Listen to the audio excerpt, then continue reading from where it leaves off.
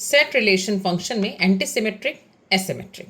Symmetric तो आपको सभी को पता होगा कि अगर एक्स वाई है, वाई एक्स है तो उससे सिमेट्रिक रिलेशन कहते हैं। एंटी सिमेट्रिक और एसिमेट्रिक में डिफरेंस क्या होता है? एंटी सिमेट्रिक क्या होता है कि अगर कोई एक्स वाई ऑर्डर्ड पेयर में रिलेशन में है और वाई एक्स नहीं है तो वो आपका एंटी सिमेट्रिक भी हो सकता है, एसिमेट्रिक भी हो सकता है। बट इसी में स्टूडेंट्स को कन्फ्यूज़न होती है, इसीलिए मैंने इसको वीडियो बना करके आप लोगों को शेयर करने जा रहे हैं। तो इस कन्फ्यूज़न को दूर करिएगा इस वीडियो के माध्यम से। अगर भाई ये तो बात आपको क्लियर हो गई कि अगर एक्स वाई है तो वाई एक्स नहीं है तो वो एंटी भी हो सकता है और आसिमेट्रिक भी हो सकता है। दिस में भी और दिस में भी, दोनों हो सकता है। लेकिन अगर x बराबर y है, मतलब कि एक्सेस टाइप के रिलेशन है, वो अगर R में है तो उसे एंटी सिमेट्रिक कह सकते हैं। बट अगर एक्स एक्स मतलब कि इस सूरत में भी एक्स वाई अगर बराबर भी हैं तब भी R में नहीं होना चाहिए, तब उसे एसिमेट्रिक बोलते हैं। इसका मतलब ये हुआ एसिमेट्रिक थोड़ा सा मोर रिस्ट्रिक्ट है, किससे? एंटी सिमेट्रिक की है, वो एंटी सिमेट्रिक का पार्ट। बट एक कंडीशन और लग गई हमारी, क्या? कि एक्स एक्स टाइप के एलिमेंट्स भी आर में नहीं होने चाहिए। तो दो कंफ्यूजन में निकाले हैं। Every asymmetric is anti symmetric. भाई एसिमेट्रिक क्या होता है? एंटी सिमेट्रिक होता है। But every anti symmetric will not be asymmetric. Okay, अब देखिए क्वेश्चन से और क्लियर हो जाएगा आपको। अब फिर से समझ लीजिए, ये रिलेशन दोनों में होना चाहिए।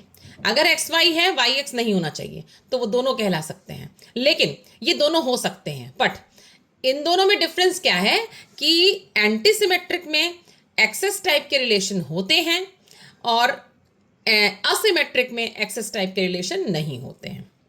अब जैसे क्वेश्चन लिया हमने, ए कोई सेट है, सेट में ही हमेशा रिलेशंस होते हैं। दो हमने रिलेशन से लिए, R1 और R2। R1 रिलेशन के बारे में देखिए जरा सा। R1 में 1 2 है, 1 2 तो है हमारा R1 में, बट 2 1 नहीं है। तो भाई आपका ये एंटी सिमेट्रिक भी हो सकता है बट एसिमेट्रिक भी हो सकता है। लेकिन देखिए यहाँ पे 1 1 है, तो इसका मतलब ये हो गया कि ये हमारा एंटी सिमेट्रिक होगा, असिमेट्रिक नहीं होगा। तो R1 क्या हो गया हमारा? एंटी सिमेट्रिक हो गया। Got it? और ये हो गया, और असिमेट्रिक ये नहीं है। क्यों नहीं है? क्योंकि इसमें x r x x x relation है। नेक्स्ट आते हैं R2 में। R2 में देखिए 1 2 है, 1 2 है बट 2 1 नहीं है।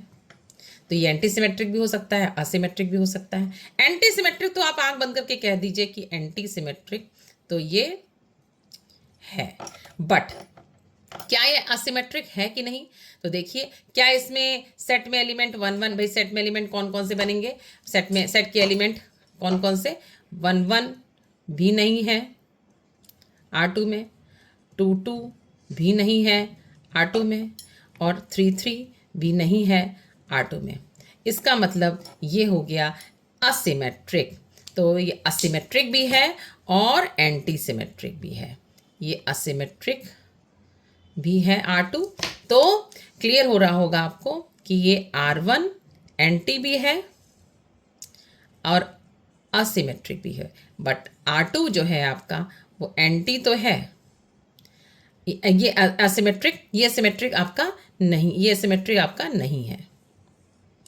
और ये एंटी सिमेट्रिक भी है और असिमेट्रिक भी है। Got it? क्योंकि इसमें R2 में 1 1 2 2 3 3 एलिमेंट्स नहीं है। Okay, thank you. और इसी तरह की वीडियो और क्वेश्चंस पूछने के लिए more like, subscribe and share कीजिए। Thank you.